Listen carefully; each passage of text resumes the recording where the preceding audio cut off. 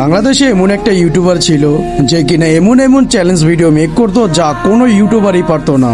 Treatment গান দিয়ে Bhuiyan, solo match খেলে রিজন টপ 1 ধরা, এনিমিকে ফার্স্ট কিল করে বাউন্ডি থেকে লুট নিয়ে ফুল ম্যাচে ভুইয়া করা, আরো আরো কত কিছু না চ্যালেঞ্জ করতো।